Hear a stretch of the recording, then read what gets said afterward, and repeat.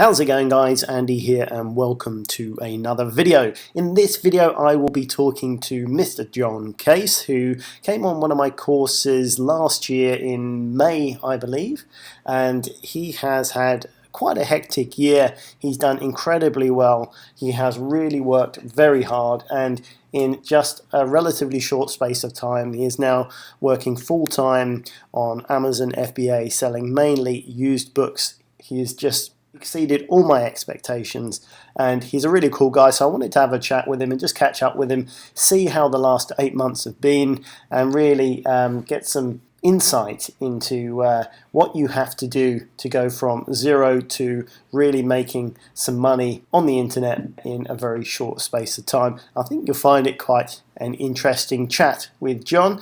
And if you would like to take the same course that Jon took last year, I'm holding another FBA Academy live coaching course that will be starting at the end of the month. So if you'd like some more details about that, there's a link down in the description box below, along with other links that I mention also in the video. So without further ado, here is the chat with Jon. I hope you find it interesting. Let me know what you think down in the comments box below. So I really wanted to talk to you about like the last 8 months or so, and sort of how we met and what's been going on since then, because it's been quite a adventurous few months, isn't it? Really. Yeah, it's been pretty hectic. It still is. It's got even worse. I'm in the spare room. My housemate moved out, so I've used that room to store all the stuff. Right. And remember I was saying, I was sleeping on the couch downstairs, in the lounge with my stock. Yeah. Yeah, well, now there's no space in that lounge. That's full of boxes. Oh, my God. Can't sleep there. I've managed to make a space in my room now, a bed to sleep. But sometimes I'll be scanning in the spare room and I just literally fall asleep, here, just, against the wall. It's manic. But starting to make some space now in the area. I think I've scanned it's over 20 boxes and shipped in. I think it's about a bit over 300. Yeah, in the last 7 days. No, that's cool, because you need to get back a bit of space, because you had so many at one stage, didn't you? It's just crazy. Q4s, yeah. Yeah, it was mainly as well. It was there's the Amazon flips. Yeah. Oh, come on. So I bought some items and I didn't think they were that big, and then they got delivered. I was like, what the? And then just got them out as soon as I could. But it's literally, the room was just full of boxes all over the place. My housemate was just like, what? Why are you buying so many toys? It's it's not for me. Yeah, it takes up quite a bit of space. Yeah. So tell me about when you were looking to come on the course, mine and Lewis's course, because didn't you sign up and then not realise that your sister was coming on the course as well? What it was there's some posts by Lewis, and I went on, I was looking at it, I was because I'd heard about arbitrage from my sister, she'd mentioned it, but didn't go into any detail, and I was reading part of a book on it, and then I saw the course, and I was like, oh, that's pretty much perfect for learning it. And then I was curious about it, and I messaged Lewis, and he goes, oh, yeah, your sister's on it. She's coming at the weekend. You should come. I was like, what? I just called her up straight away. I was like, you little cheeky, why did you tell me she got it? It's like, oh, well, I didn't want to, push you to do anything. I was like, nah, I'm going. So, yeah. That's awesome. Yeah, that was funny. That was, so I just went down to see her, and then we both went across from Manchester to Bristol, and then Bristol to London. Yeah. So that would have been really funny if you both turned up without realising you were going to be on the course. No, that was the other thing. I saw her name. That was it, though, when I went to the thing, and I saw Mary, and I was like, that can't be. And then when Lewis confirmed, I was like, oh. Yeah, it would have been funny if we both turned up randomly and just feeling like, what? I paid for a return train ticket. You're taking me home. Yeah, but the sibling rivalry has been really, really helpful, hasn't it? Because you've both been sort of trying to outdo each other over the last few months, which is awesome. It was up and down. It's I beat you this month, I beat you that month, and then, but in the end we just started helping each other, because it came to a point where it's when you get to that point where it's getting tough, and I was just like, oh, come on, mate, all right, I'll help you out. And then she'd send me stuff like that she's seen, and I'd look at it and go, oh, yeah, I'll go for that as well, or I'd say, oh, no, leave it. Yeah. So, yeah, I think at one stage it's good fun to try and beat each other, but yeah, when you're still learning and everything, I think the support of being able to bounce ideas off people makes a big difference, doesn't it? Yeah. And I think the point came when we started helping each other. When I went to Bristol, and she had a load of there was a load of textbooks in the bookshelf, and I was just like, oh, it's like seeing money, like, oh.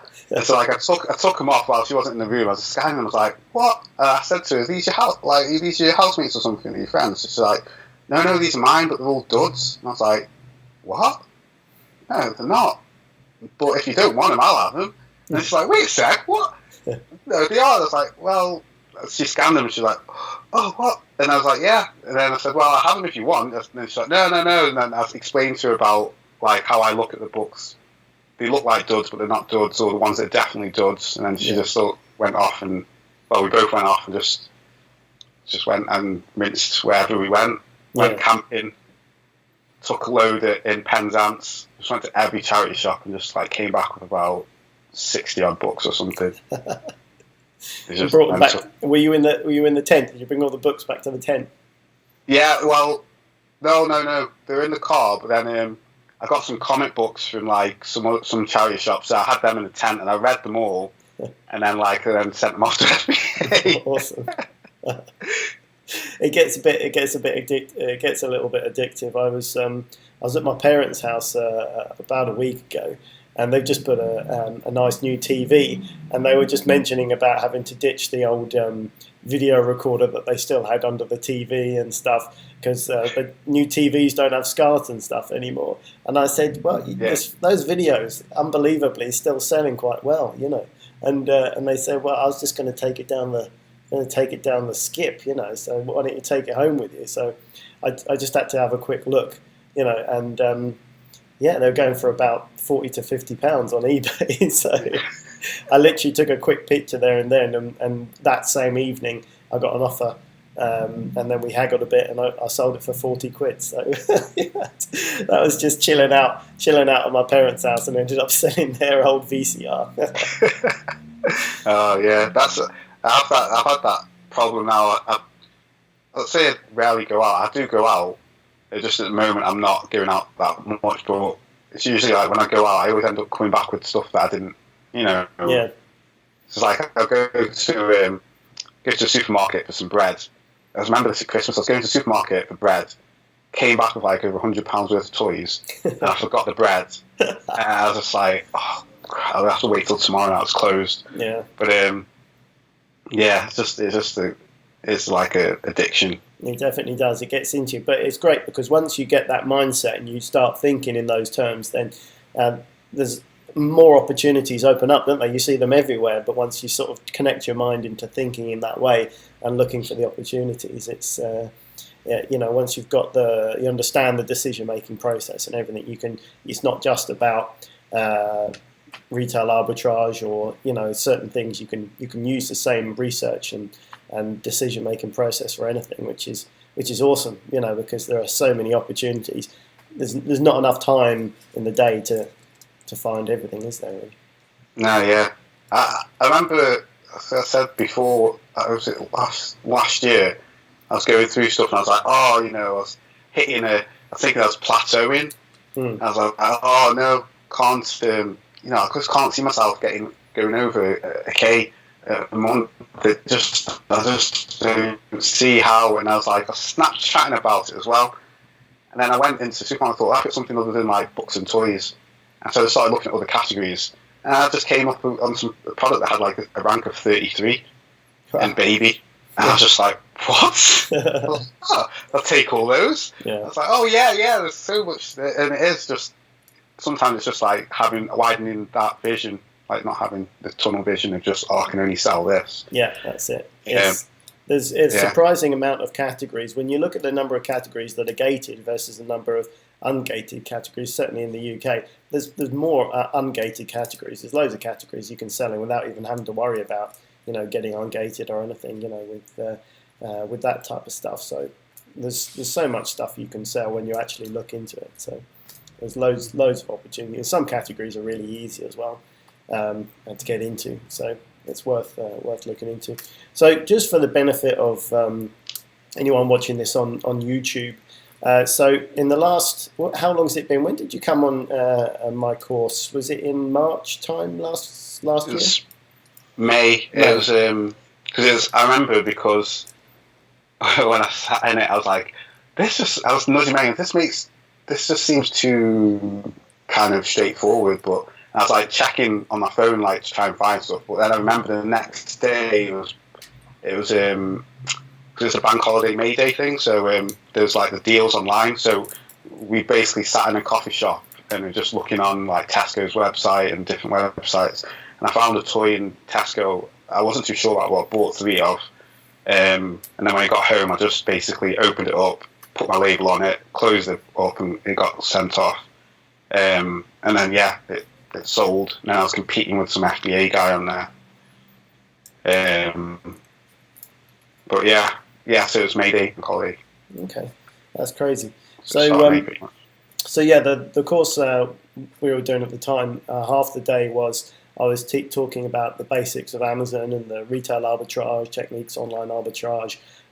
We talked about used books being an opportunity. So we covered quite a lot of different areas in the morning, and then Lewis talked about importation in the afternoon and private label and that sort of stuff. So what was it about? Because you kind of grabbed hold of the used books idea and ran with that. What was it about that really sort of grabbed your attention and made you think you wanted to really focus in on that particular area? Well, it was because when I came off the course, when I started, I actually did a bit of everything. Yeah. Made some really bad mistakes as well, but because I was looking at the books, but then I was finding that it was a bit of a slow sell when I just started. So I jumped on the toys because I was thinking, okay, current stuff. But then it's when you mentioned about like the guys in America doing over like hundreds of thousands. I was like, in books, I was like, what? And then started reaching out. It's a network as well, like reaching out to different people and chatting to different people. And then I started looking at books properly because I was buying new books, which was selling. Yeah. But I was competing with either Amazon or I was competing with the actual store that I was buying from. Right. So it was just like, so yeah. And then I was looking at the used books. I was like, well, I didn't think people would, buy used books for more than what you can buy in a shop. But then it just kind of clicked. And then the time when was the time I started focusing on it? It was just before September, so August time. Right. And I just started to. It was like July, end of July, August, and I was like just on my lunch breaks going out and just looking, scanning, and then thinking, and then there's more and more. And it just started going, right, this makes sense. Send them in, and then I started seeing them sell, and then I see how much I paid for them. I paid like £2. There's ones that I bought that are like pounds. There's ones that I bought that are like £5, but selling for like 20, 30. Paid £5 for one book. I think was ranked 1 million, and it sold for nearly 40. The day or second day it was in FBA. I was just like, what? And didn't make sense. So I just had to keep trying to understand the data, testing different things. Well, it's really interesting to me just how like the cost and the return on it it's just crazy. Yeah, you can't beat the return on investment on the used books. It's really, I still think, certainly in the UK here, I think it's Reezy in the US is certainly making the book game more popular in the US, and he's really sort of spreading the knowledge. But I think over here in the UK, it's still relatively not unknown. And I gave you Reezy's details to go and have a look at. Well, I think when you started showing an interest in books, I said go and check this guy out on Snapchat because he's just smashing the books. He's doing the volume's just crazy. But this is this what really drew me to Reezy when I first found him, because he's taken an area which works and said, I'm just going to double, treble, and quadruple down on this one area and really make traction and momentum in this one area, which is a good philosophy in any area that you're working on sometimes, to really understand the category and know it and breathe it. So when you're doing it, you know everything there is to know. It's good, and that's kind of what you've done, because you've tried different areas. Right, you've tried a bit of RA and a bit of online arbitrage and stuff, but you've doubled down on an area once you've got to know it, and that makes a big difference, because you can really start getting some traction. Where I think sometimes when people are starting, they float around, they try a bit, they make a little bit, and they try a bit of that, and they make a little bit, but they don't really get enough traction because they're flitting around from thing to thing. So I think that's where Reezy's done it massively, and you know, you've done a good job with that as well. So I remember when I first started messing around with books, it was quite a few years ago now, and I kind of had to make that value judgment, because there wasn't the apps available back then. It certainly didn't have any database tools like we have now. And you know, I think there was some scanning software in America available, but the internet was terrible, and you just basically more or less typing in barcodes by hand. And certainly I was making money with books, but the way I saw it is the amount of time it takes to find one book. If I spent that much time looking for a product online, then I could buy 10 of those, whereas I only have one book. So I kind of had to make that decision. But you know, as the technology gets better, and you can get something like Neto Pricer, where you can use the offline database, which means you don't have to worry about the internet. You can have everything on your phone, and you can go bang, bang, bang, bang, bang. All of a sudden, it doesn't take that much time to find one good book. So like you're finding now, you can go into a shop and come out with 20, 30 books from one shop, which is potentially hundreds of pounds in one shop, and you do that in a day, then it's crazy. So the game's always evolving, isn't it? It's changing, even just in the time that you've been looking at it. Neto Pricer, I think, has not been available in the UK particularly long, so it's evolving, and it's opening up new opportunities. So it's exciting. Yeah, definitely. It's just, Reezy, another level. It's funny as well. It's it's just, I have to give like, say he's a big help, big inspiration as well. He's been like, just another. I can't even put it in words. No, the thing, I mean, he walks the walk, but he also talks the talk. You know, that's what I like about him, because he's willing to help anyone, and he's getting some real traction now. When I first started watching him on YouTube, he had like 800 subscribers or something. I'm thinking, man, this guy's content does not reflect how many subscribers he's got, you know? But when you recommended him, I was like on my lunch break, like while I was walking off to go get some books, and I was like watching his YouTubes. And I was looking at his Instagram, I was like, this doesn't add up. This guy's doing, like, really well, and he's not really got many followers. That's weird. Yeah, but that's it, because he's been working, he's been doing that, and just not been talking about it for that long. So now, luckily, he's getting the visibility that he deserves, with Gary Vee shouting him out and stuff like that. So he's really getting some traction, which is really good to see. But I'm going to put Reezy's links down below in the description. So if anyone hasn't checked Reezy out, I'll put his Insta and his Snapchat and his YouTube down below, because if you're interested in books, you definitely need to be paying attention to Reezy, because he's got a lot to share, which is good to see. So okay, so we talked about from when you started in May, and then you started getting into books in August. So the time it's taken you to scale up to the point where it's making you some decent money has been relatively short. So it's August till the end of the year, basically, hasn't it? Because we're in January now, and you've already quit your job in December, right? Yeah, I gave my notice in. It was the last week of just before Christmas. Mm-hmm. Basically, it was the day after payday. Nice. But and then stopped. Last day was on the 4th of January. Yeah. So completed the first full month of full-time self-employment. That's crazy. It's So that's like 5 months from deciding you're going to push down on books and really go with that. That's like 5 months time of really understanding it and learning it to the point where you're ready to just ditch the job and go full time. So that's not to be underestimated actually, because that shows a lot. Firstly, a lot of work, because I know you have been. That's why you've been falling asleep while you've been scanning, because you've just been working loads of hours. I mean, like, I had some people message me, and I'm like, it's not the fact that, like, it's like, oh yeah, it's like, ooh, magically happened. It was literally, I would, I'd be in work, I'd go on my lunch break, I'd be sourcing whatever I can, finish work about 7:30, depending on what I was doing.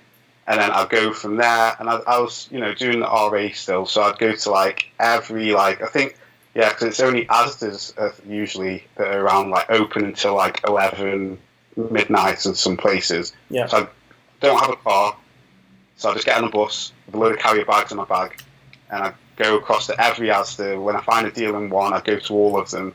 And, it's funny, my managers, like, and workers laugh and go, why are you doing that for? I was like, well, the stuff makes money, so I'm going to buy it. Yeah. And I do that every day, get back home at like 11, boxing up, passing out, scanning stuff in. Sometimes I'd like be doing it while I'm sleeping, like typing, and then just wake up like, what have I just typed? And then, get it shipped before I go to work, or like, fortunately some of my housemates would be in, so I'd say, oh, they're going to come and collect these boxes, just make sure you're in. Mm-hmm. And then, just consistently doing that, just constantly. And then just also chatting to other people who are doing it. I didn't even know there's other people in the UK doing books. Mm-hmm. Reezy mentioned, like, there's a guy called Luke, and just connecting with all these other people was just expanded. Like, 'cause I was sourcing probably about, I was doing it through the week, and then I'll do car boot sales as well on the weekend. Like 5 a.m. go skateboarding with a bunch of bags, the car boot sale, and I was only selling in probably about 2 boxes a week. Yeah, I was doing a box a week, and then starting to send 2 boxes, and then after, like, chatting to other people doing, like, sending in like 3,000 books or something crazy, and I'm like, what? And then it's just thinking bigger on a bigger scale, and then it's just kind of like, okay, I mean, I'm not sending in thousands a month, but my goal is to get to, that point. Mm-hmm. So I'm starting to think bigger and acquiring more, or going out every day to source if I have to, but whatever it takes. Yeah. So that's cool. So really, the takeaway for that is there's no substitute for hard work. Once you understand the process and you've learnt the principles, it's just a lot of graft. It's what you're prepared to do. So you've reduced the period of what most people will probably take a year to learn, establish, and then grow. You've just gone, right, I'm just going to work and actually get that much volume up there that you're already got enough money to substitute your full-time income in basically 5 months, which is pretty impressive. So now you've pretty much done a month now, so full time. Has it been scary, or has it kind of gone the way that you've wanted? How have you found the first month of self-employment? It's actually in my head, I was kind of like, the first couple days after work, I finished work, and I was doing it crazy how I was, like, in work. I was like, oh, okay, can't sleep, gotta go, boom, boom, boom. And I was like, wait a sec, I've got time. So it's like, because I actually made myself ill doing that. Because I was like, right, I've got to keep doing it, and then I just got a cold, and I was just like, okay, I've got to stop and just take my time with it. But I found it, because the other thing is that I thought, out of Christmas, it's the worst time to have stopped working, because sales will drop, which they have dropped, but the fact is that, and what I've realised in this month is that it's, especially with Amazon, it's delayed. Yeah. So the time that I've been putting in January, like just heavily going in and doing it more full time, it doesn't hit straight away, but it's built up to, I come into February, and already my first week in February is like, it's more than double of what I did in January. Yeah. but it's because of that work I've been putting in, doing it full time. Yeah. So it's like compounds up. So that's, I just know that, going by that formula, it'll just build up. As long as I'm sending in the right stuff as well, not just sending in any old piece of junk. Yeah, that's it. Yeah, that's it. There is always a buffer on the time it takes to ship it with the couriers, and we all know how long it takes the couriers to get it into FBA sometimes. Yeah. It's a bit of a job. Don't send them to Manchester. or put them under your arm and walk them in. It would be a better idea. But there we are. You can't do much about that. But once you get over that buffer of delays, then you get them in, and then they start selling. So that's I think that's the key of building up that momentum, isn't it? Once you just keep shipping and keep remembering to always be shipping something, always sending boxes off, then you've always got something coming out the other end, as long as you're making good decisions. So just keeping that volume of stuff going through the system. But no, that's amazing. So that's just 8 months. So the next plans. Now you've made it happen, and you're sort of doing some full-time stuff now. What's the next plans? Are you happy where you are? Are you just living the life now, or are you looking to expand and world domination? What do you fancy? I've set a goal for this year. I was doing the numbers in because one of my I got four brothers. Now I've got 4 brothers. I say about roughly.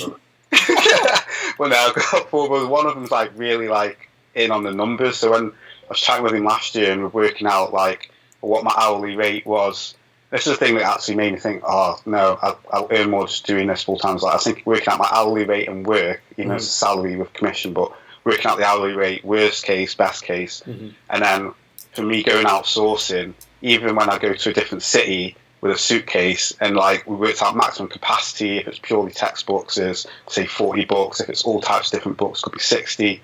Average profit and all this, doing all the numbers on it.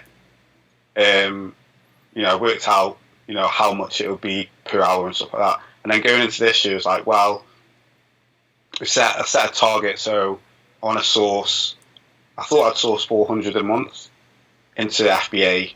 Okay. And but then I realised that'll take me a year to get to, say, target inventory goal. Yeah. So I was like, okay, I want to go for 1,000, so I could get to that goal sooner, probably by my birthday in July, hopefully. Yeah. But even if I don't, getting close to it would be more than enough anyway. It's just to be there. And then after that, I'm looking to either go down, still undecided, wholesale route or importing. So I don't know, I might speak to Lewis about the importing or looking at wholesale, because wholesale looks like it's just it's kind of just finding the fast selling products and just getting large quantities of it and just getting them off. I think at that point I would need a bigger storage space. You'll run out of rooms. Gonna run out of rooms in your house. Oh, yeah, I'm gonna run out of rooms. My house needs to be like, I can't get to the kitchen. But yeah. So I think like probably the second half of the year, I'll just like start investigating into which one of those avenues, depending where I've got up to with like my current inventory and stuff. But yeah, that's it. Well, wholesale's cool because, as you say, it's repeatable. You find some lines that are doing well, then you can crack on with that. But there's no sort of secret formula. I think books are fantastic for profit margin and return on investment, but then you've got the legwork to go and get them, and you've always got to be doing that. But then with wholesale, you've got the repeatable lines, but first you've got to find them, and secondly, the margins are nowhere near what you're going to get with books, obviously. So that's why. I mean, 30% is probably about average. 40% if you're lucky. It depends, but Amazon's its own sort of thing anyway. So you might find something that is just selling particularly well, even for more than RRP on Amazon, which happens. But the average wholesaler has hundreds, if not even thousands, of lines of stock. So sometimes you have to go through an awful lot, and there may be just a handful of lines in a whole catalogue that are worth getting. So there's a lot of work to be done, and also a lot of wholesalers are very old-fashioned. It's an old-fashioned industry, and the internet hasn't always been the friend of distributors and wholesalers because of competition driving down prices and stuff. So they can be a little bit not particularly happy about selling to online sellers. So you have to deal with that whole thing as well, potentially build up relationships, and try and find the right stuff. But to be honest with you, in my experience, the wholesalers that are the hardest to get to and take a little bit of work to get into are the best ones, because there'll be less competition and less people that will have your lines of stock. So the easiest ones that you can just Google and get an account online are going to have millions of other people doing the same thing, and you can almost say straight away there's going to be nothing worth having. But the ones that are only in trade catalogues, the ones that you can only find by going to trade fairs and doing all that sort of thing and chatting with them and finding out about what their ideal customer is and really sort of going through that courting process, they're the ones that are worth doing the time, because you're just not going to have the same competition. And especially if they're not keen to sell to online sellers, they might not have any online sellers. So if you can actually convince them to sell to you, then you might be the only one, in which case then, it's a license to print money.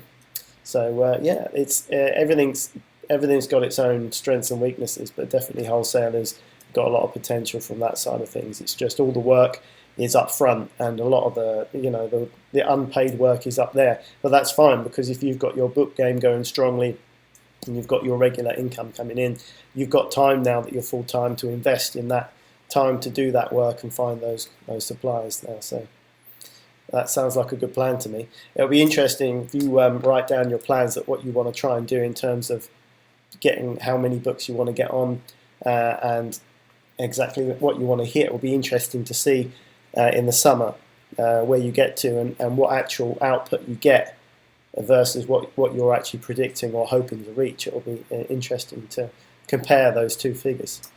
Maybe we'll have a chat back around your birthday and see how the next part of the journey's gone. I'll be surfing on the day, but yeah, that's it. Me and Mary are going to go camping and surfing, I think, on my birthday. That sounds like a good plan to me. And you'll still be in the charity shops, I know it. Yeah, you'll be in those charity shops. It's like, we're back! You'll be surfing and saying, "Oh, I can see a charity shop from here. Let me just go in there with my wetsuit." So I know what you're like, but that's cool. Anyway, thanks for taking a bit of time to talk to me, because it's been cool catching up with you, actually, because we haven't had I know that we're sort of constantly chatting and sort of talking about different things, but it's nice just to spend a bit of time and catch up with you and see how the last sort of 8 months has gone. So it's been good. Yeah, it's been good. And I look forward to seeing how the next 12 months is going to go, and I'm pretty sure, knowing how well you've done this far, that it's just going to get better and better. So I need to sort out my YouTube. I don't know. You've got to do it, man. You've got to do it. You've been threatening that for the last 6 months as well. But you've got it in the right order. You've got your priorities straight, man, because you're going after that money, and that's the main thing, to be doing that first. So congratulations again on getting where you've got. It's a real success, and you should be proud of yourself for that. And I look forward to seeing how you get on. Yeah, well, cheers for all your help as well. Hey, it's been a pleasure. It's been a real pleasure. All right, man. Take it easy. All right. Take care. Bye. See ya.